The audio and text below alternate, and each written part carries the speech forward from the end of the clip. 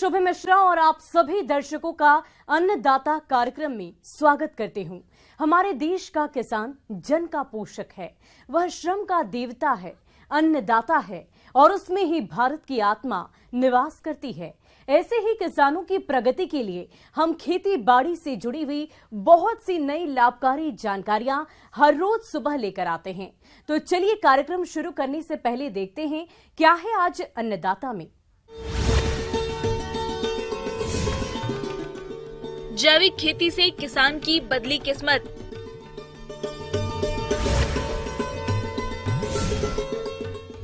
कद्दू वर्गीय फसलों में फल मक्खी कीट रोकथाम।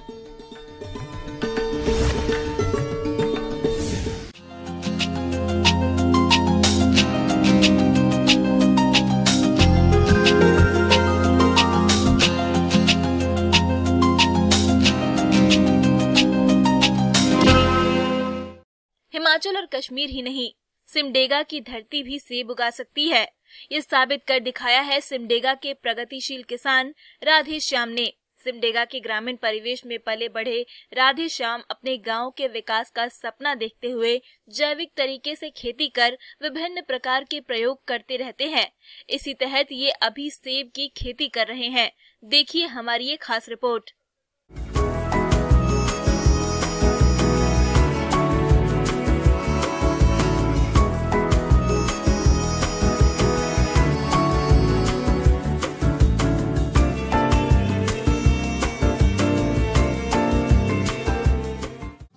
हिमाचल और कश्मीर में ही नहीं, सिमडेगा की धरती भी सेब उगा सकते हैं। ये साबित कर दिखाया सिमडेगा के प्रगतिशील किसान राधे श्याम ने।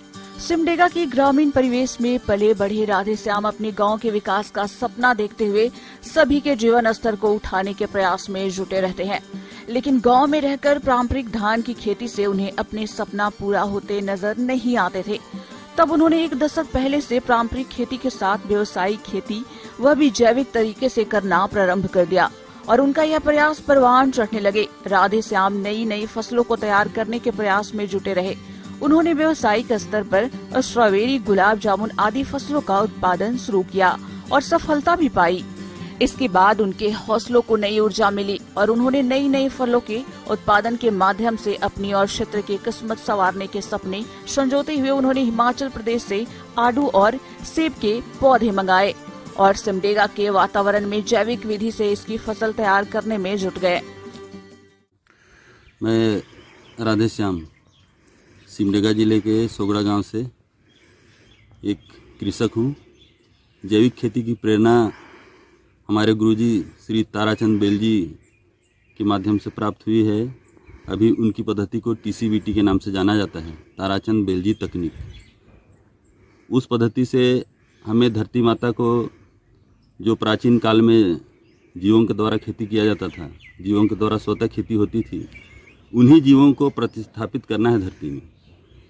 तो सारे जीवों को धरती माता को देने के लिए हम लोग अनुजल, जीवाणु जल, सजीव जल, गो कृपामृतम, इस तरह से देसी गाय के गोबर गोमूत्र से और छाछ से जीवाणु घोल तैयार करते हैं, जैविक खाद तैयार करते हैं और उसी को सारे खेत में दे रहे हैं। और परिणाम आपके सामने है। जो खेती आप रासायनिक उर्वरक से नहीं देख सकेंगे, वो खेती यहाँ जैविक तरीके से किया जा रहा है। राधे श्याम का कहना है कि पौधों को धरती से पारंपरिक तरीके पोषण मिले तो हर तरह की फसल तैयार हो जाएगी। पौधों को पोषण देने के लिए राधे श्याम जैविक तरीका अपनाते हैं। जैविक खाद और गोमूत्र से तैयार पौधे पारंपरिक रंगत और पारंपरिक स्वाद वाले फल सब्जी भी देते हैं। आप राधे श्याम के खेत में जैविक तरीके से तैयार सब्जी और मार्केट की रासायनिक तरीके से तैयार सब्जी खाएं तो स्वाद का अंतर आपको खुद समझ में आ जाएगा। बाजार की रासायनिक तरीके से उगाई सब्जी नुकसान देगी, लेकिन जैविक तरीके से तैयार फसल हमेशा फायदा देगी। और सेब के पौधे जो आप देखे, जिसमें फल भी आ गया है, फूल भी लग रहे हैं, ये हमारे एक मित्र हैं शिमला में। उन्हीं से बात करने के बाद जो मुझे बोले कि आपके यहाँ भी हो सकती है, आप पौधे लगाइए, तो मैं वहाँ से पौधा मंगाया हूँ। एक्सपेरिमेंट के तौर पर ये 8-10 पौधे अभी लगे हैं और फल आ रहा है, बहुत खुशी की बात है। तो हम लोग इसको भविष्य में इसका विस्तार करेंगे, ऐसी योजना है। उनकी लगन और मेहनत अब रंग लाने लगी और सेब के पौधों में फल आने लगे। आडू में भी फल निकलने वाले हैं। राधे श्याम के बगीचे में आज सेब के 10 पौधे हैं और सभी सेब के फल से लदे हैं। पकने के बाद एक पौधे से अमूमन 5 से 10 किलो तक सेब मिलेंगे। पौधे बढ़ने के बाद सेब के एक पेड़ से 30 किलो तक सेब मिलेंगे। 1-1.5 माह में सेब पकने लगेगा और सिमडेगा का पहला सेब लोगों तक पहुंचेगा।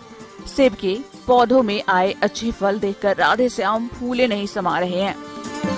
राधे श्याम ने बताया कि वे जल्द ही हिमाचल में सेब के 1000 पौधे लाकर सोगड़ा में सेब का बगीचा तैयार करेंगे। उन्होंने कहा, जब उनके सेब के बगीचे से फल आने लगेंगे तो आसपास के किसान को भी वे सेब का बगीचा तैयार करवाएंगे, जिससे आने वाले समय में लोकल स्तर पर तैयार सेब बाजार में उपलब्ध होंगे।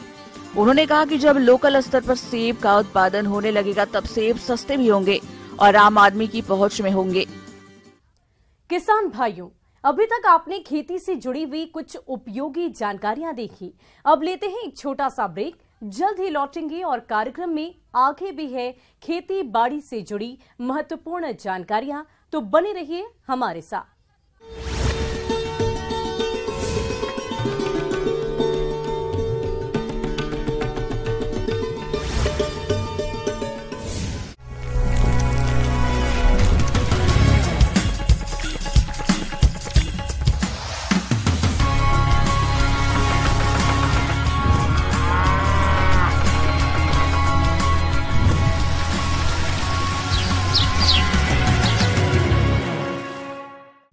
और ब्रेक के बाद आप सभी दर्शकों का अन्नदाता में स्वागत है। चलिए अब रुक करते हैं अगली कड़ी की ओर।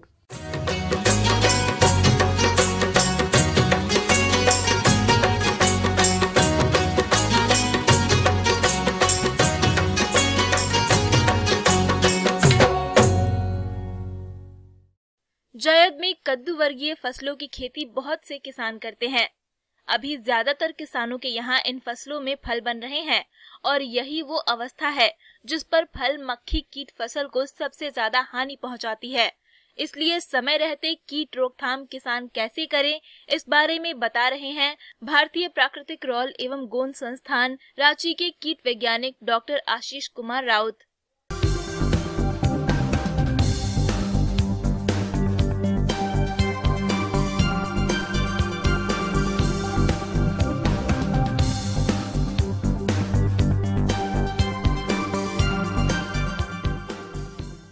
सभी किसान भाइयों को मेरा नमस्कार। आज हम कद्दू वर्गीय फसलों में लगने वाले एक प्रमुख कीट जो कि फल मक्खी बोला जाता है उसको, ये कद्दू, खीरा, लौकी, ककड़ी और करेला, इस तरह का जो पौधा होता है उसको कद्दू वर्गीय फसल कहा जाता है।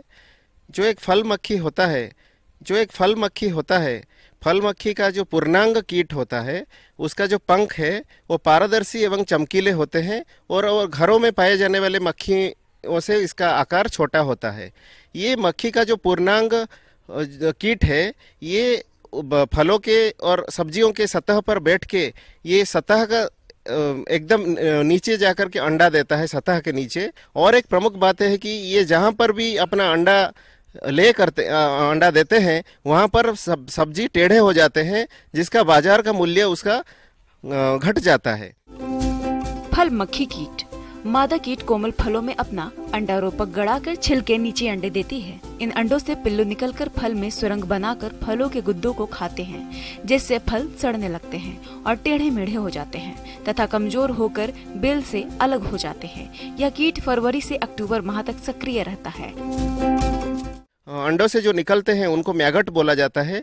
ये मैगट जो है वो फलों के गुदा को वो खा जाते हैं और वो अंदर बैक्टीरिया और फंगस के अटक के वजह से ये फल और सब्जियां सब सड़ जाते हैं और बिक्री के लायक नहीं रहते हैं। अभी जानते हैं कि ये इससे कैसे हम छुटकारा पाएं। पहला चीज है कि हमारा बागान में साफ सफाई रखना और स्वच्छता रखना बहुत जरूरी है। और जितने भी फल या सब्जी ये इससे ग्रसित होते हैं वो और गिर जाते हैं, वो उन फलों को हम इकट्ठा करके उनको कहीं दूसरे जगह पे लेकर के दफना दें। इसकी रोकथाम के लिए सर्वप्रथम ग्रसित फसल को इकट्ठा करके नष्ट कर देना चाहिए। यह कीट मिट्टी में 5 से 6 मिलीमीटर की गहराई पर अपना प्यूपा बनाती है, इसलिए बेलों के आसपास अच्छी तरह से निराई गुड़ाई करनी चाहिए। मेलाथियन 50 इसी नामक कीटनाशी की 50 मिलीलीटर मात्रा को आधा किलोग्राम गुड़ एवं 50 लीटर पानी के साथ घोलकर छिड़काव करें या कार्बरिल घुलनशील चूर्ण 50% 1 किलोग्राम प्रति हेक्टेयर के हिसाब से फसल पर छिड़काव करें।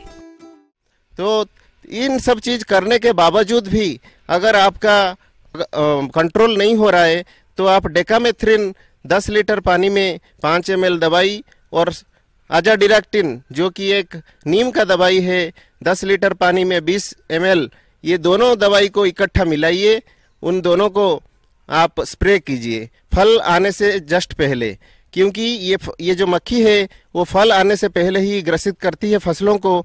तो एक बार जब फूल से जब फल आता है तब पहला छिड़काव, 10 दिन के बाद और एक छिड़काव और 1 हफ्ता बाद और एक छिड़काव आप ले सकते हैं। दूसरा चीज है कि इसका कंट्रोल के लिए हमको पॉइजन बेट यानी विष चुग्गा का इस्तेमाल करना होता है। विष चुग्गा यानी आपको 20 ग्राम मोलासेस यानी गुड़, उसके साथ 10 ml मेलाथियन, ये दोनों को मिला करके 1 लीटर पानी में आप मिलाइए और उसका जो घोल तैयार होगा वो घोल को डिस्पोजेबल कप में इधर उधर रख दे, झुला दे कहीं पे, ऐसा जगह रखिए जिसको कहीं पशु उसको चाट के खा ना जाए, उस जगह आप रखिए। इससे मादा कीट आकर्षित होकर आएगी और ये विष को खा करके वो मर जाएगी। इससे आपका उसका पेस्ट का पॉपुलेशन कम हो जाएगा। दूसरा चीज है कि आपको फेरोमोन ट्रैप का इस्तेमाल करना। फेरोमोन ट्रैप एक सुगंधित चीज होता है, ये अपने आप उसका जो फल मक्खी का जो कीट है वो आकर्षित होके इस फेरोमोन ट्रैप के पास आता है और उस पे गिरकर मर जाता है। अगर ये सब आप कर पाएंगे और सारा तरीका से समन्वित उपाय से अगर आप ये सब वैज्ञानिक विधि से आप नियंत्रण करने का ये करेंगे तो यकीन है कि आपका जो बागान का पैदावार बढ़ेगा और उससे आप 2 पैसा ज्यादा कमा पाएंगे। धन्यवाद। आगे और भी है खेती बाड़ी से जुड़ी हुई बहुत सी रोचक जानकारियां, पर यहां पर रुकेंगे एक और छोटे से ब्रेक के लिए और जल्द हाजिर होंगे।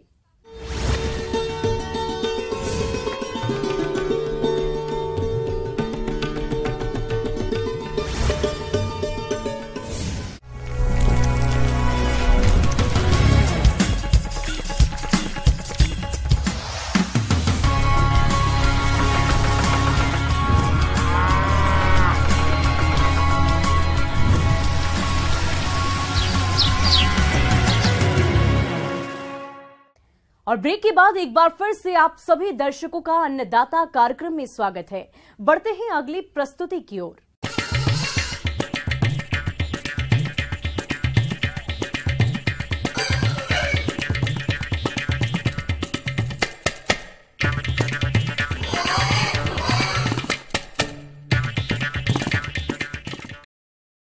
प्रदेश में इन दिनों मौसम में बदलाव हो रहा है।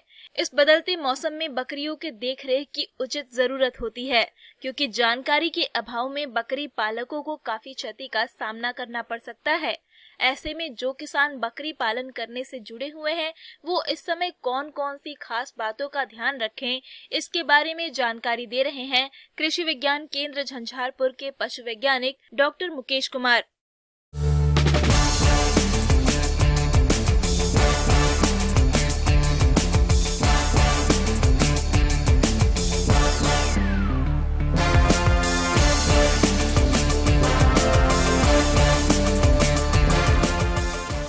नवजात मेमनों को हमें खास ध्यान देने की आवश्यकता है। जैसे ही नवजात मेमना जन्म लेता है उसके खुर वाले भाग को साफ कर दें और अगला जो एकदम मुलायम जो खुर होता है उसको थोड़ा सा तोड़ दें और उसको बकरी के पास ही रखें। बकरी जब चाटती है तो उससे उसको अच्छी सफाई भी हो जाती है और गर्मी भी मिलती है।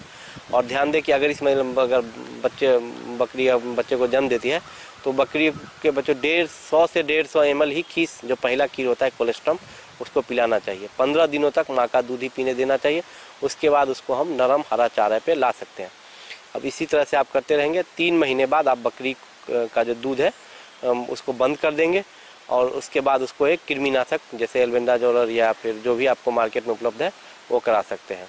ये तो हो गई नवजात मेमनों के प्रबंधन की बात। और जो अब हम जो गर्भवती बकरी है उसके प्रबंधन में ध्यान देंगे कि साफ सफाई का तो ध्यान हमें सब जगह रखना है, अच्छा पानी हमें रखना है, टीकाकरण नियमित रूप से हमें कराना है।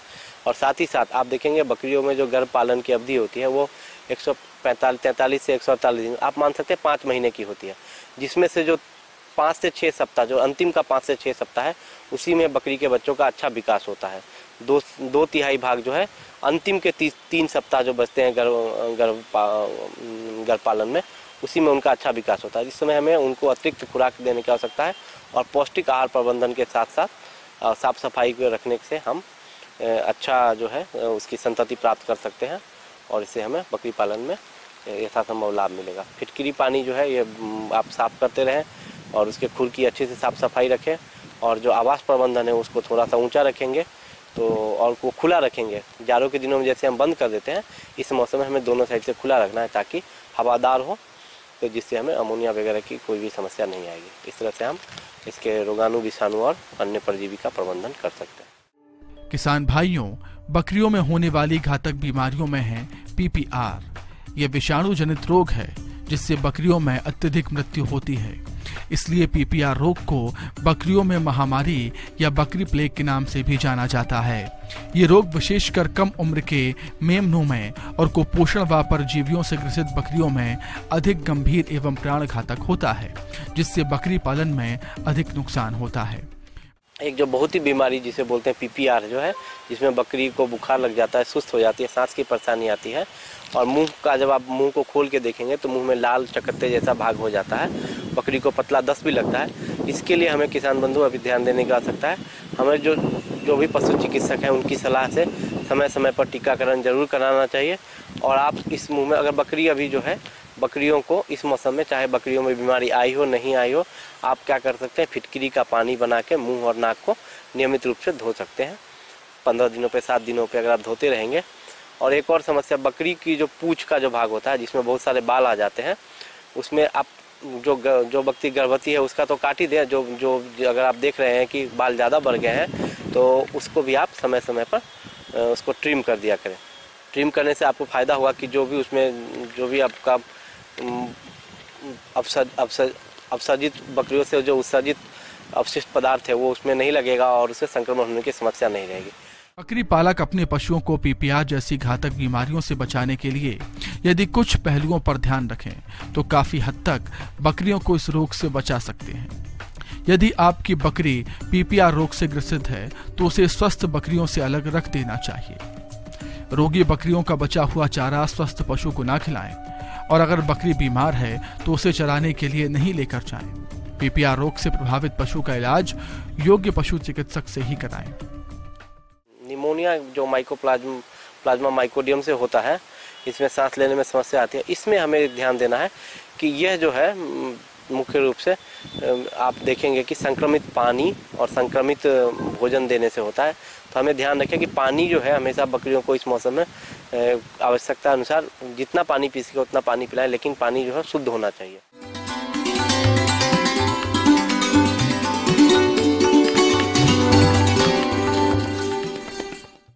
अन्नदाता हेल्पलाइन निशुल्क फोन संपर्क सेवा के माध्यम से आपके द्वारा पूछे गए प्रश्नों में से 1 या 2 महत्वपूर्ण प्रश्न को हम अपने कार्यक्रम में शामिल करते हैं और इसी के तहत आज किसान का सवाल और उसका जवाब कुछ इस प्रकार है। आज की अन्नदाता हेल्पलाइन में हमने जिसे प्रश्न को शामिल किया है उसे पूछा है गांव अमरपुर, जिला सहरसा के दयाशंकर ने। आपने गर्मी के मौसम में दुधारू पशुओं की देखरेख के बारे में जानकारी चाहिए, तो इसके लिए देखिए कार्यक्रम का यह अंश।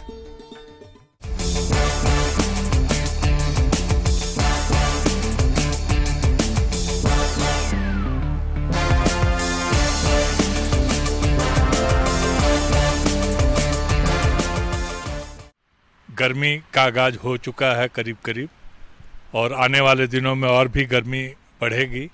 तो गर्मी का जो प्रतिकूल असर है वो मनुष्यों पर तो पड़ता ही है, साथ साथ जानवरों पर भी, और ख़ास करके जब हम दुधारू पशुओं की बात करें तो काफ़ी उस पर असर पड़ता है। मिल्क का प्रोडक्शन काफ़ी गिर जाता है गर्मी के दिन में। गर्मी बढ़ गई है। आप जो भी पशु गाय, भैंस या बकरी का पालन करते हैं, ये मौसम इनके लिए कई परेशानियां लेकर आता है। आपके पशु एक बड़ी पूंजी होते हैं, इसलिए इनका बदलते मौसम में बहुत ध्यान रखें। तो उनको फीवर हो सकता है, उनको किसी तरह का दिक्कत हो सकता है। बहुत सारे पशु अचानक गर्मी बढ़ जाएगी तो बहुत ज़्यादा पतला गोबर करना शुरू कर देंगे। तो इन सब चीज़ों को देखने की आवश्यकता है। सबसे पहले तो ये है कि आप उनका कैसे ध्यान रखें। तो सबसे ज़रूरी चीज़ है कि गर्मी के दिन में उनको जो रहने का जो स्थान है, वो रहने का स्थान सबसे ज़रूरी है कि आप अभी अगर आप बंद शेड में उसको रखते हैं तो अगर आप कोशिश करें कि उसको अगर खुला में रख सकते हैं तो खुला में रखें, और नहीं तो अगर आपका बंद शेड है तो शेड के आसपास में अगर आप वृक्ष लगाते हैं, किसी भी छायादार वृक्ष लगाते हैं तो उससे बहुत आसानी उनको राहत मिलती है। दूसरी चीज़ ये है कि अगर जो आपने छत बनाया हुआ है तो आप एस्बेस्टस का छत डाल देते हैं और उसकी ऊंचाई करीब 8 फीट 9 फीट की कर देते हैं, तो ये थोड़ी ऊंचाई कम होती है। कम से कम 10 से 12 फीट की ऊंचाई जरूरी है। सबसे ज़रूरी ये है कि गर्मी में धूप जो अचानक जो बहुत तेज़ है, उस धूप से बचाव के लिए ज़रूरी है कि आप उस पर 1 से 1.5 इंच कम से कम ऊपर में पुआल के लेयर लगा दें। तो पुआल वहाँ पर लगा दें, आप वहाँ पे पुआल डालेंगे तो उससे, और पुआल पर अगर पॉसिबल हो तो आप उस पर पानी का छिड़काव भी करें। अगर पॉसिबल नहीं है तो घर की धुलाई वो बहुत ज़रूरी है, पशु की धुलाई वो बहुत ज़रूरी है। आप उसको नहलाएं। अगर आपने मॉडर्न फार्म बना के रखा है, स्प्रिंकल की व्यवस्था है, तो आप स्प्रिंकल जो है उसको कम से कम 2 से 3 बार चलाएं। इस मौसम में दुधारू पशुओं के खान पान में संतुलित आहार का होना बहुत जरूरी है। कई बार गर्मियों में देखा जाता है कि विषैला हरा चारा खाने से पशुओं की मौत हो जाती है। तो ऐसी कोई भी गलती ना करें जिससे आपके पशुधन को भारी नुकसान हो। आहार पे खास करके अभी के दिनों में जो आहार का व्यवस्था है उसको जरूर करना है। गर्मी के दिन आए हैं, पशुओं को ज़्यादा से ज़्यादा हरा चारा मिले, ये ध्यान रखना है। पिछली बार भी हम लोगों ने बात किया था कि हरे चारे का बहुत ज़्यादा महत्व है, लेकिन आज के दिन में हरे चारे की अचानक कमी भी हो जाती है। आपको हरा चारा बहुत जल्दी नहीं मिलता है। अगर आपने उसकी तैयारी नहीं की है तो अभी भी हमारे पास समय है, हम निश्चित रूप से उसमें लगा सकते हैं। तो अभी आप उसमें हाइब्रिड नेपियर लगाइए जो कि आपको बहुत ही बढ़िया रहेगा। आप अभी कॉपी लगाइए, मूंग लगाइए। ये आप जो लगाते हैं उसमें ये हरा चारा आपको कम से कम 1 महीने के बाद हरा चारा आपको मिलना शुरू हो जाएगा। आप उनको हरा चारा अभी देंगे तभी आप दूध की मात्रा को मेंटेन कर पाएंगे। इस समय आपके पास जो भी हरा चारा उपलब्ध है उसमें सिंचाई का विशेष ध्यान दें और इसकी कटाई सुबह के समय ही करें। ऐसा करने में उसमें विषैले तत्व नहीं बनेंगे। हरे चारे के साथ सूखा चारा भी अवश्य मिलाएं। अगर दलहनी हरा चारा जैसे कि लोबिया है तो दाना मिश्रण बहुत कम मात्रा में दें। अगर दलहनी हरा चारा नहीं है तो दाना की मात्रा बढ़ा दें।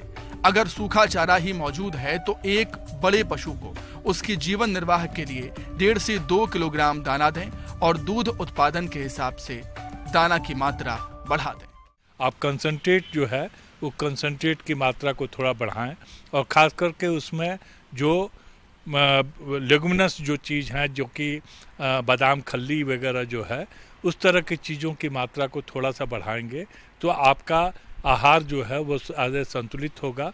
और खाने में निश्चित रूप से अभी मिनरल मिक्सचर और नमक, ये आप जो आहार दाना जो बनाते हैं उसमें मिनरल मिक्सचर और नमक ये दोनों निश्चित रूप से डलाएं। धूप का समय है, उसमें आप जो चराने के लिए ले जाते हैं कभी कभी हीट स्ट्रोक लगने का चांसेस रहता है। आप जो चराने के लिए दोपहर के समय को निश्चित रूप से अवॉइड कीजिए। दोपहर के समय में आपको कभी भी नहीं ले जाना है और चराने के लिए अगर ले भी जाना है सुबह के समय में ले जाइए, ज़्यादा लेट में ले जाइए, लेकिन हीट स्ट्रोक से उनको बचाना ज़रूरी है। और आप अपने जो खिड़की है, जो आप जो भी जगह जो ओपन जगह है जहाँ से धूप आने का उम्मीद है वहाँ पे आप कर्टेन लगा दें अब खास करके हरे रंग का कर्टेन अगर लगाते हैं तो वो ज़्यादा अच्छा होता है, वो लाइट को रिफ्लेक्ट करता है। तो इन सब चीज़ों का आप ध्यान रखें। किसान भाइयों को बहुत बहुत धन्यवाद।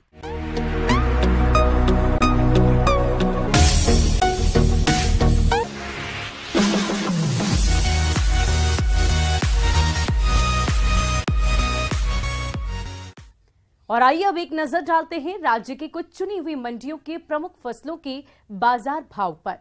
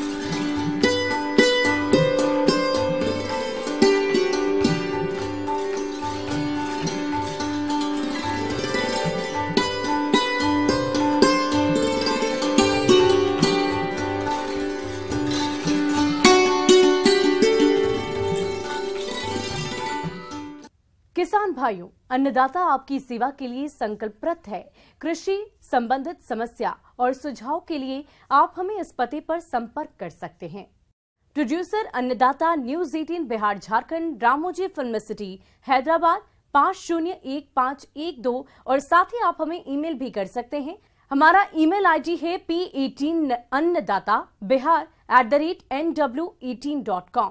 इसके अतिरिक्त आप हमें निःशुल्क हेल्पलाइन नंबर 180088921663 पर सोमवार से लेकर शनिवार सुबह 10 बजे से शाम 4 बजे के बीच संपर्क कर सकते हैं।